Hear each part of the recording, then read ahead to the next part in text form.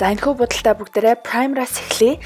За би тослог бас холимог арьстай учраас Cover FX-ийн matte болгодог ийм primer хэрэглэж байгаа. За үүний дараа би Maybelline-ийн matte крем төрөж байгаа. Номер 220 гэсэн ийм шаргал туяатай крем байгаа. За эхлээд нэг давхраг явчаад дараа нь би дарах хэсгүүд дээрээ дахиж давхарлаж уусгана. За тэгээд кремээ төрөж жагаад нэг харсан чи миний хөмсөг жоохон янзлах хэвээр юм шиг харагдаад тэгээд баг зэрэг янзлж өгч байгаа.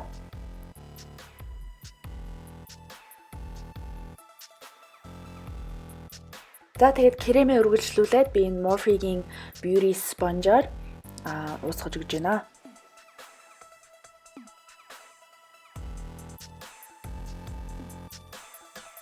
За энэ крем маань миний бүх сорвиг дарахгүй байгаа учраас би дахиад баг зэргийг хэрэгтэй газрууд дээр төрөж байгаа. Ялангуяа миний энэ сорив ихтэй газруудаар.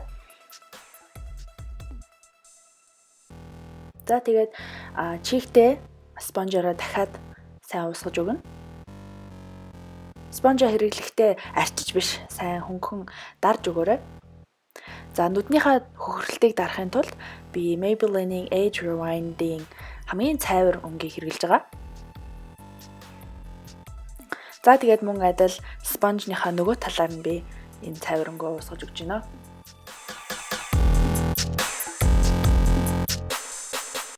За тэгээд энэ Urban Decay-гийн уур дарагчаар би нэмж хөхрөлтөө бүр сайн дарахын тулд хольж хэрэглэж байгаа.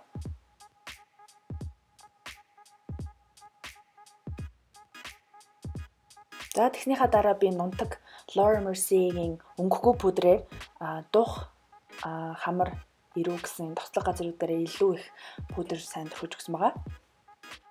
За тэгээд хөмсгөө бол би миний хөмсгийг яаж будгийг мэдж байгаа болохоор би энэ бичлэгэнд оруулаагүй. Нүдний будалтай бас primer-аар эхэлж байгаа. За тэгээд энэ primer-ыг түрхэхэд удалгүй сайн уусгахгүй бол айгүй хурдан хатчихдаг. Яг л яг цавуу шиг учраас. За нүдний тэнний хувьд бол энэ Too Faced-ийн Natural at Night гэсэн ийм нүдний тэнний цуглуулгыг хэрэглэж байгаа. Ерөнхийдөө бол хоёрхан өнгөндөөс хэрэглэнэ. Эхний игнэний дундлын өнгө бас хамгийн бараан бор өнгийг хольж хэрэглэж байгаа. За энэ эхний шаргал бор өнгийг би энэ уусгалтын багсан дээр аваад ер нь нэлэнхүүд нь төрхөж өгж байгаа. Тэгээд ер нь багс дээш нь хөмсөг рүүгээ сайн уусгаж өгөөд мэдээж нүдээ байнгын нээж хоёр нүдээ хоёулангийг харж ээж адилхан болж ийнэг үү гэж шалгана. За тэгээд яг адилхан багсаараа би доотлынхоо зохийг бас энэ шаргал бор өнгөөрөө сайн уусгаж өгсөн байгаа.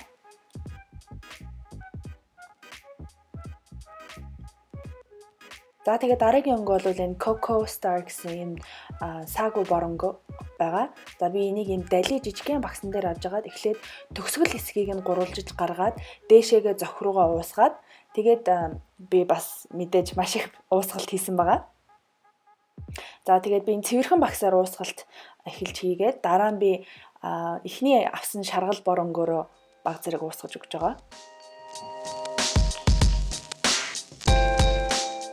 За тэгээд нөгөө талын нүд бас мөн адилхан эхлээд төгсгөлийг гаргаад тэгээд дээш нь баг зэрэг уусгаад тэгээд би дараа нь нарийнхан багсаар зохиныхоо давхрааныхаа дээгүүр ийм зураасан маягийн боронгоо уусгаж өгч байгаа. Гэхдээ хитрхи хурц зураас бол биш. За тэгээд хүний ер нь нүд хоёр өөр идэв шүү дээ. Тийм болохоор нүдээ томоор нээж үзэж агаад хааж үзэж агаад адилхан болж гинэ үгүй юу гэдгийг бас шалгаад үзээрэй.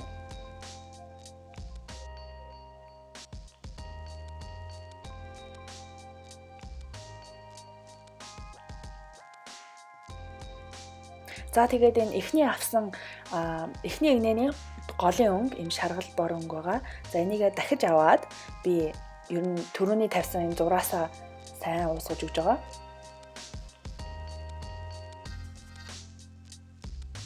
За тэгээд нарийнхан багсаар би Coco Star гэсэн бор өнгөө доод зохиндоо төрөж өгч байна. Доод зохиныхоо ер нь тал хэсэгт нь төрөж байгаа. За тэгээд энэ нүдний гол утга нь бол энэ саатай контургаа. За энийг би нүднийхээ төгсгөлөөс хөмсгөнийхөө чиглэл рүү ийм урт зураас зурж өгж байгаа. Тэгээд заавал нарийнхан гоё байх шаардлагагүй, дараа нь бүгдээрээ янзалж болох учраас ямар ч байсан энэ өнгө бол гоё тод харагдчих хэвээр. За би дараа нь бүр маш нарийнхан багс авч агаад Coco Star гэсэн бор өнгөөрөө би ийм сүүл маягийн ийм будалд хийж өгж байгаа. Энэ сааныхаа доод хэсэгт.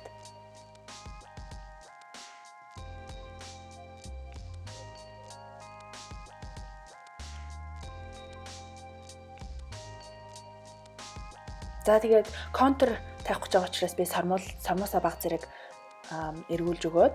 За энэ контур маань Maybelline-ийн юм хар гэлэн контур байгаа. Энэ контур нь цаанаасаа багстайгаа ирдэг. Тэгэхээр энэ цаанаасаа ирсэн багсыг би хэрэглэх туртай. Гоё нарийнхан цэвэрхэн гаргадаг багс байгаа. За би ер нь гел контур тавихтаа уг нь бас төгсгөл нь жоохон зузаам тавьдаг. Тэгж тавьж аж миний нүдэнд хамгийн их зөгтөг юм шиг санагддаг. За би тэгээ түрүүний тавьсан саагаа дагуулад сааныхаа дээд талаар энэ хар контураа тавьж өгж байгаа. За тэгээд энэ ямар ч хамаагүй хав харангийн ямар ч саагүй ийм тэнээр доотлын зохио бас доотлынхоо энэ сүүлийг тодтгож өгнө. Одоо сүүл гэж нэрлэж болно. За би түрүүнийхээ нарийнхан багсаар би сааныхаа доод талыг илүү их тодтгож өгж байгаа.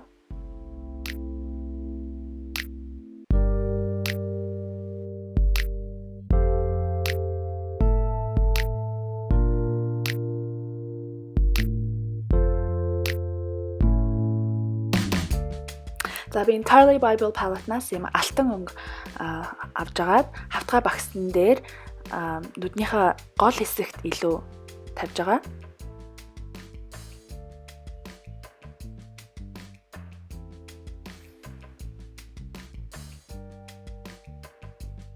За мөн түрүүний алтлаг өнгөө нүднийхээ уг хэсэгт баг зэрэг тавьж өгнө.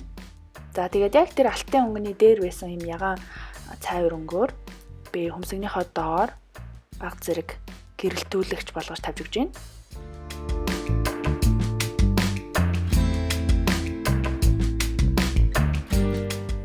За тэгээд хиймэл сармуус тавих гэж байгаа учраас би сармуусаа баг зэрэг бодож өгөх туртай. Яагаад гэвэл одоо сармуусных нь цав нь миний өөрийн сармуус дээр нааллаа гэхэд дараа нь миний сармуус арай унах нь бага.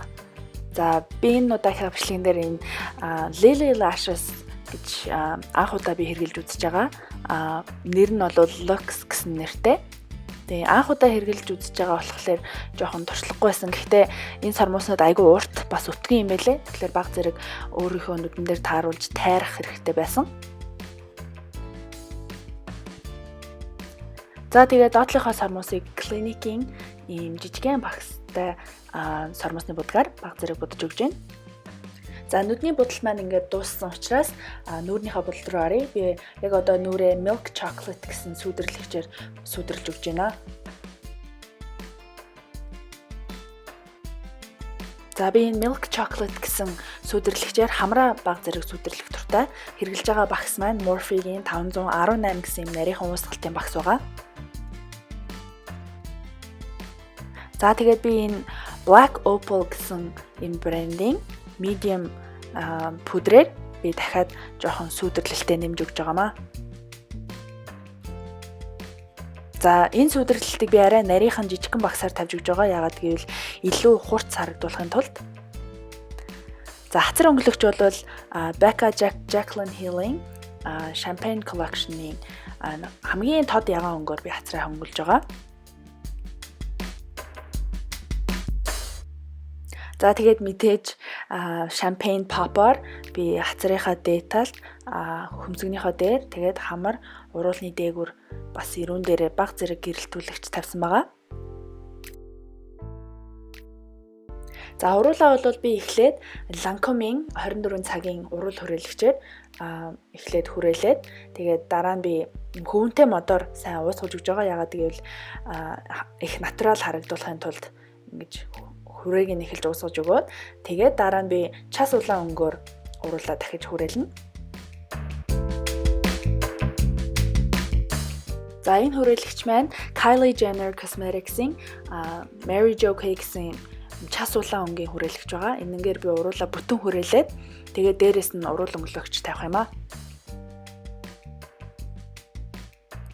За энэ Kylie-гийн энэ Mary Jo Cake-ийн уруулын будаг нь matte учраас би энэ удаагийн бичлэгэн дээр хэрэглээгүй.